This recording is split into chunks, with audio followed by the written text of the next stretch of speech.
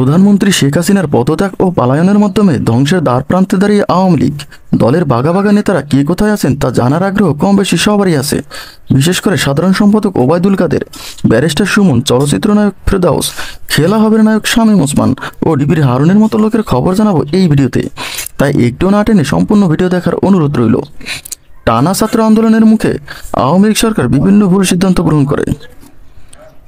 সরকারের গুরুত্বপূর্ণ ব্যক্তিদের উদ্ধত্যপূর্ণ আচরণ আন্দোলনকে আরও বেগবান করে তোলে। প্রধানমন্ত্রী নিজেও দায়িত্বশীলতার পরিচয় দিতে পারেননি, ছাত্রদের কটাক্ষ করে বিভিন্ন ধরনের মন্তব্য করেন তিনি। এছাড়াও দুর্নীতি ও দ্রব্যমূল্যের ঊর্ধ্বগতির কারণে সাধারণ মানুষ যোগদান ছাত্র আন্দোলনে।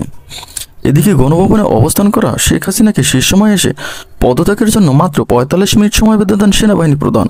তাই এই সময়ের মধ্যে বোন শেখ রেহানাকে নিয়ে দেশ ছাড়েন তিনি। প্রধানমন্ত্রী দেশ ছাড়ার পূর্বে দেশ ছাড়েন ব্যারিস্টার শাহিদুল হক সুমন। জানা গেছে আমেরিকায় পরিবারের কাছে পাড়ি জমিয়েছেন তিনি।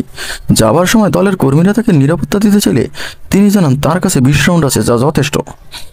দলের সাধারণ সম্পাদক ওবায়দুল কাদের, যিনি ছাত্রলীগকে সাধারণ ছাত্রদের উপর লেলিয়ে দিয়ে তোপের মুখে পড়েন, ৪ তারিখ বিকেলে হজরত শাহজালাল বিমানবন্দরের ভিআইপি লাউঞ্জ দিয়ে দেশ ত্যাগ করেন এই নেতা। অন্যদিকে বিদেশ পালিয়ে গেছেন খেলা হবে নায়ক শামীম ওসমান।